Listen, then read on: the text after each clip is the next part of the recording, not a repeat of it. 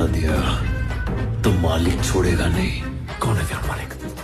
नाम बताओ उसका। और कौन होएगा? वही है।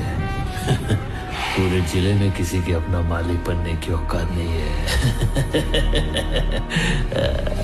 किसी की भी नहीं। जीवन है ये इंसानों का चारा।